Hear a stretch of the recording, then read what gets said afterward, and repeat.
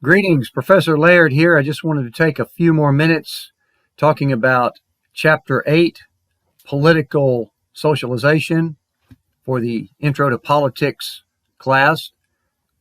We had looked at these two kind of corresponding spectrums from a developing society to a developed society, for example, where you've got the traditional values versus the rational values, where the focus is more on religion and family and obeying authority.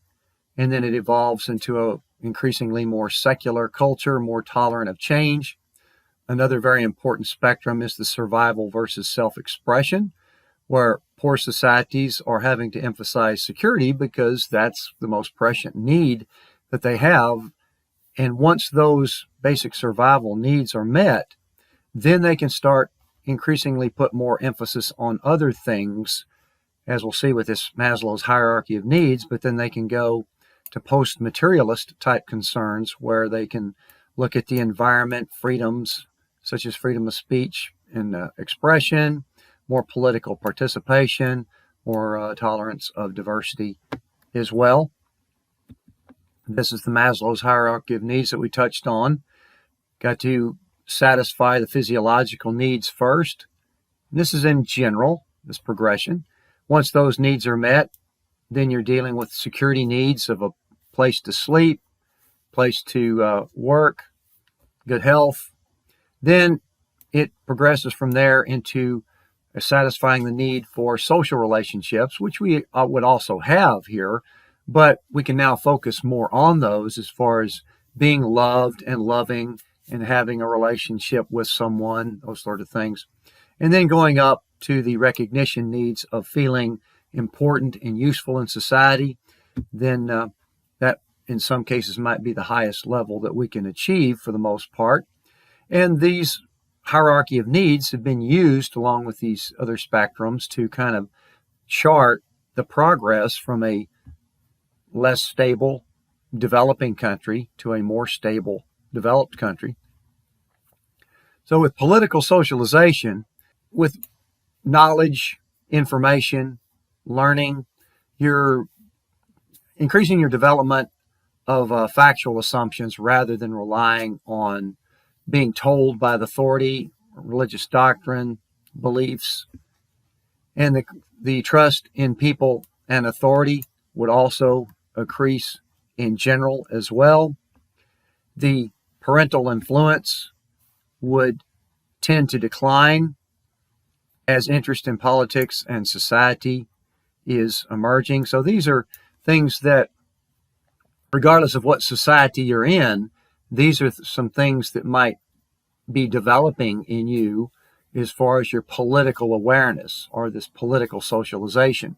Obviously, it varies from society to society as to how much involved that people might be or what they're actually being socialized into.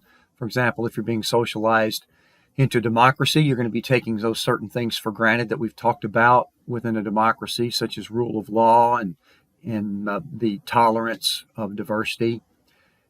But if you're socialized in an authoritarian system, you might be just conditioned to following the rules and accepting things as they are.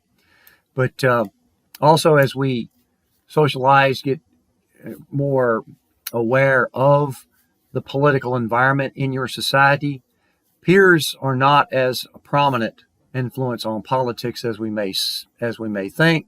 Now, as you get older and listen to people's opinions, and particularly with social media, when people get immersed in that, whether they're your peers or not, there may be some influence going on there as to what gets people to believe certain things. That's a mix of things, not necessarily your friends that you would consider your peers, the group, your cohort that you want to be a part of. In general, talking about politics is going to be counter to what you'd want to do with your peers in order to be accepted and valued. Now, religion is a major agent of socialization. in all societies, but particularly in the United States, its influence is declining, but still remains politically relevant when you're looking particularly at influence on more conservative values that tend to align more with the Republican Party. And particularly since the 1980s, the religious right has had some significant political relevance there as far as defining the core group of the conservative side, and maybe even increasing the polarization, because that pushback to the changing times, particularly in my lifetime, I've seen it quite dramatically as to how open the sentiments are as far as what we can say and what we can show on TV, and the more of a sexualization of our entertainment industry and our advertising industry. So there's a pushback against those where they may be feeling that there's an erosion of values going on here against these things, that even though religion is declining in general in its overall influence, the effect that it has on politics may actually be increasing the polarization that we're seeing. Regardless of how less your influence is today than it was yesterday, you can still create a very loud voice, and you can still organize through changing technology. So this is where we're seeing, even in America, that minority faction groups are having a disproportionate influence on public policy because they just simply have a louder voice. And we already know through collective action theory that the smaller the group tends to be, the more productive it can be in organizing its members and getting them to do what they need to do. The bigger the group, the more complacent they're going to be, and the more free riders that you're going to have. And so therefore that large majority of people that want to just live their lives and be in the middle class, not really politically involved in general, whereas the smaller active groups can be more influential, despite the fact that overall in society, this influence may be declining. We're seeing some issues right now with respect to Islam in Iran. There is an increasing clash with modernity, women's rights. In this case, the woman was arrested by the morality police for not wearing a head covering, and then she died while in custody. It's created quite a huge protest where people have been killed in trying to resist or hold back that protest. Religion obviously is going to be a agent of socialization in society for quite a while, perhaps more so in some countries than others. But even in a country like America, a lot of our traditional values have been shaped by religion, that even if that belief or that faith or that participation in that religion declines, those traditional values still remain. Now, the textbook has got lots of interesting charts and graphs in it. I'll let you look at those rather than try to cut and paste them here on the screen. There are significant differences between societies with respect to that political socialization, with respect to those spectrums, those progressions, those hierarchies that we've just talked about, and is also with respect to the form of regime that they may have. The United States and Jordan are fairly similar in their support for democracy, for example, but they differ quite dramatically in social values. And I'll just jump to table 8.3 on page 197. You can see that as far as they agree that it's important to live in a democracy, they're both very similar. In fact, Jordan ranks a little bit higher than the United States, 88%, 85% on agreeing with that. But as you go further down the list, where they ask whether or not you agree that homosexuality is never justified.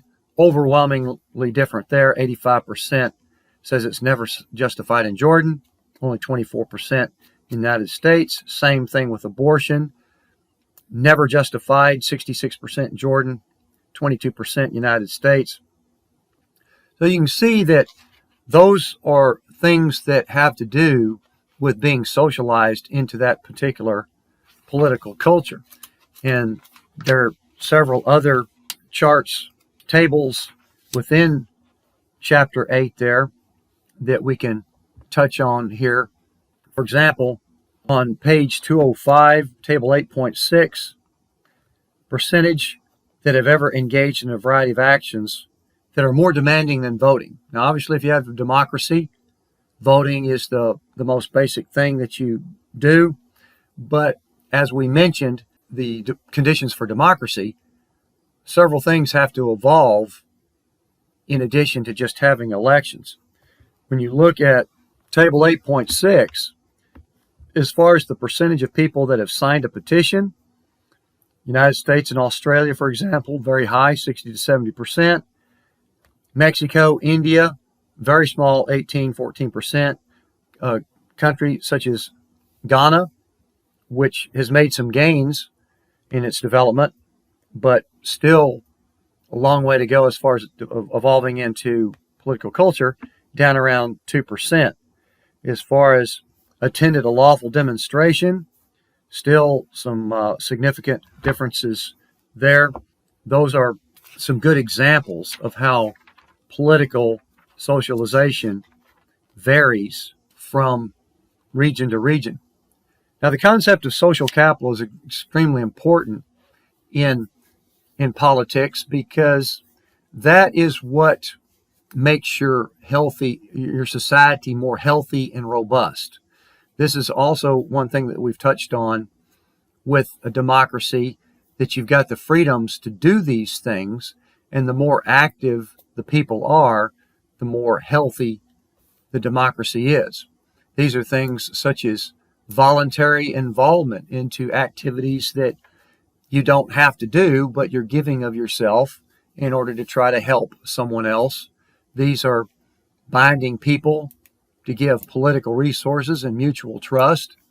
And so regardless of what your political affiliations are, you're working for the good of society in general. They are just perhaps for your own pleasure of socialization with other people. And if you are continuously polarized by politics, then your clubs will just be of one belief. So therefore, having a diversity of people that you can interact with through these activities and organizations and clubs, that's part of what makes a society healthy through social capital, such as joining choirs, public service, PTAs, churches, unions, sports teams, just lots of examples. Perhaps as a function of this polarization, or the fact that we are spending more time on digital communications than we are in personal face-to-face interactions, this social capital does appear to be diminishing. However, the book does mention that the rate of volunteerism has increased, so there may be some more accessible platforms for people to actually do some volunteerism, but we have to kind of examine that to see how it's affecting social capital, because an increase of social networking through digital means certainly has increased and certainly has benefits, but may not be getting the exact same as we had before. And if people have the convenience of going on to a online connection and connecting with people that believe like they do, then that might increase polarization as well, because we, in our other social science classes, we talk about how the internet and social media does tend to congregate people along their own interest and then potentially along their own beliefs, which could then evolve into even greater polarization. So the democratic citizen is fairly similar to the conditions for a democratic political culture. So you could probably merge these together in a fairly thorough explanation of how to explain the democratic conditions and the citizens within a democratic culture. We've already mentioned the reasonable tolerance for diversity, part of that democratic bargain, that we know that we can coexist and share the benefits of a successful society. Active participation, not just to vote, but to communicate, serve on political functions that might help people become more aware or informed of what the issues are. So therefore, a high interest and a higher level of information is also vital in a democratic society, to know what's actually going on and to have some direction. This is one of the reasons why I'm a college professor, because there's a lot of people out there that want to go out and change the world, but if you're not smarter on what it is you want to accomplish and what's causing it and what might be the best ways to approach it, then that action is less effective. And particularly if it's just aimless and you're going out there based on perhaps ill-informed perceptions as to what you're doing, the more you know about it, the more you understand and learn about it, the better you might be able to address the root causes of problems in order to try to reduce social costs and make the society more smoothly functioning. And we've already talked about the act there of supporting the state, because we're electing you. We're putting you there. You're being hired to go there. And we want to put some faith in you that you're going to do the right thing and make the society better, representing me. But we also need to remain skeptical, a healthy skepticism, so that they don't get too insulated or isolated into their own sense of power, don't get corrupt, things like that. Hold them accountable, realizing that they can get thrown out of office when we reelect somebody else. An interesting example regarding Noam Chomsky, a very intelligent activist scholar. He's actually a linguist. He was asked to write a foreword, a guy in France who had written a book that was denying the Jewish Holocaust. That is somewhat delusional, I guess you might say, to completely deny that it happened. And Chomsky, who is a non-practicing Jew, he was asked to write a foreword to this book, which of course would have created all kinds of controversy. But the point of him writing a foreword to that book was not that he agreed with those views, is that people have a right to say what they believe. However, when views such as that are so outlandish and so unsubstantiated, the point that Chomsky was trying to make is that these types of views would be demonstrably self-refuting in a reasonable society. So therefore, the more reasonable, the more educated, the more practical, pragmatic your society is, those types of views will eventually just get pushed to the fringes where they belong.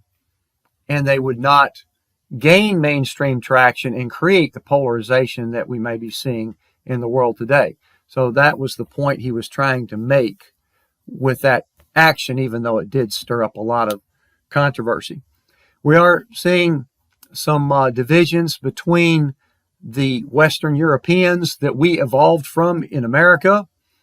Interesting differences have always existed between U.S. and Europe, particularly the individuality and the entrepreneurship and the more hearty embrace of capitalism in America, as opposed to a little bit more collective mindset in Europe. Those have been in place for a very long time. But EU, for example, is suspicious of the unilateral use of power, which the United States has used fairly predominantly, maybe pulling back on that. They are more promoting of established systems of multilateral cooperation in the European theater there. The United States, however, because they are so phenomenally more powerful than everybody else, has kind of taken upon themselves to feel some responsibility for this hegemonic, what we call unipolar power, a sole superpower that would be somewhat of a global policeman.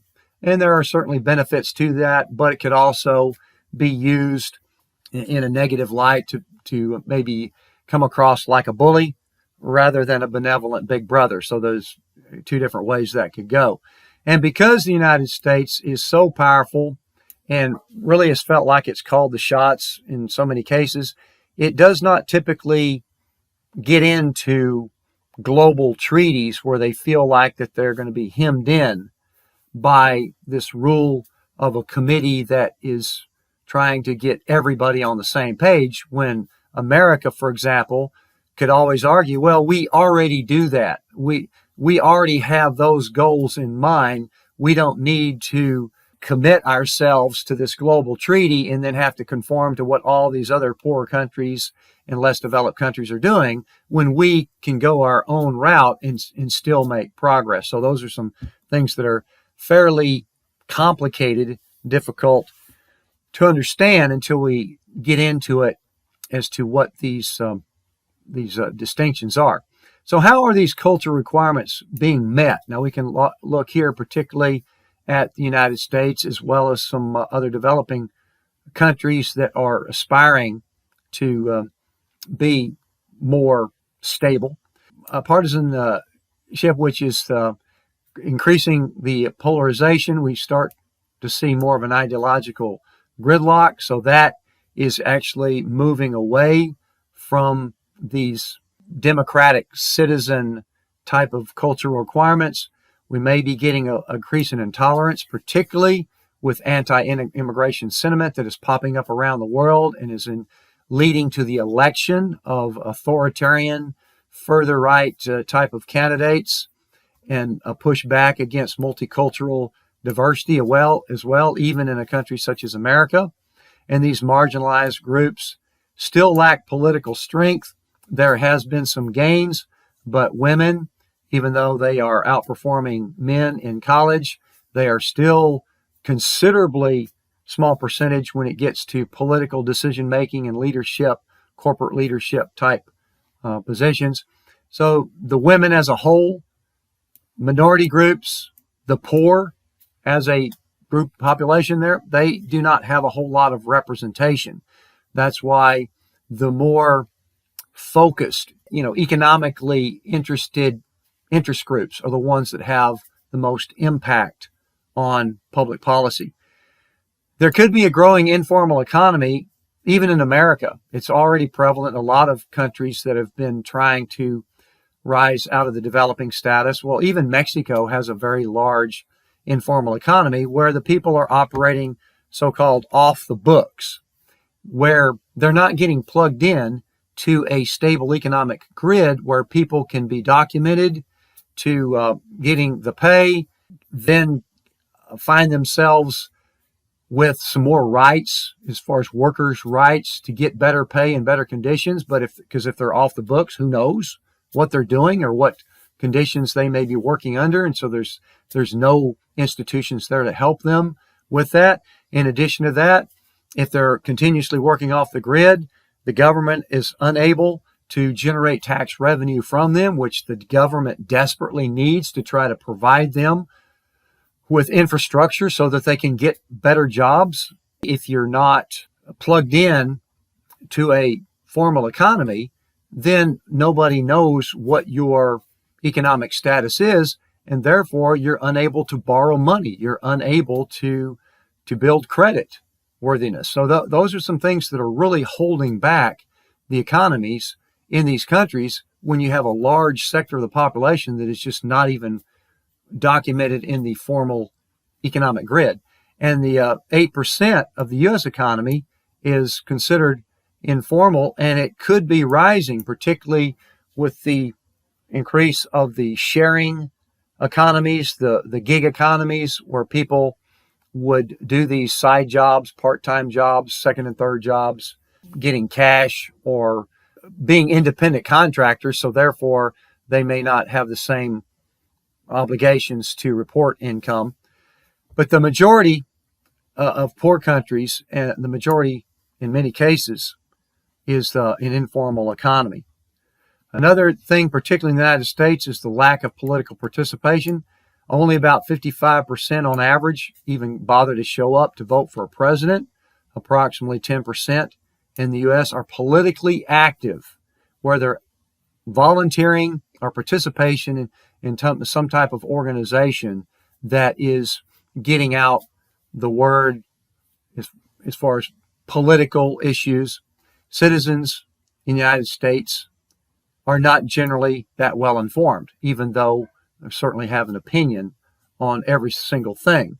And of course, the lack of women in political representation is pretty low. United States, according to this latest survey here, ranks 84th out of 188 nations as far as women in political representation. So there's a considerable erosion of trust. That trust that we talked about, that balance, that confidence in the United States government, since 1964, that has been steadily declining. This is a pretty remarkable drop here from about 76% of people that would agree that there is some level of trust in government to do the right thing, all the way down to 30% and still dropping. So that balance between the support of government and a healthy skepticism of government, not only is it hard to measure, it's hard to maintain when you increase the political polarization that then increases gridlock and then reduces the amount of policy that even gets addressed, much less passed. So therefore, people are increasingly seeing the ineffectiveness or inactivity of government because of these things. Then that starts to increase that distrust. However, is a relatively successful society such as America, does that breed what you might call a rational apathy? Is that as long as things are going well, then things seem to be working smoothly. So therefore, why bother to vote? Why bother to get involved? Because we have a very successful country that seems to be running pretty well. And then if something goes wrong, then people perhaps might jump on a bandwagon that could make some difference, or it could just increase polarization and mistrust. So we've got a lot of interesting things happening in the United States alone, much less around the world where democracies are trying to take root. So that's what I wanted to talk about as far as the remainder of Chapter 8. Stay tuned. I'm also going to post a video on Chapter 9 talking about constitutions in general, and then we'll also have an exercise on the Bill of Rights as well.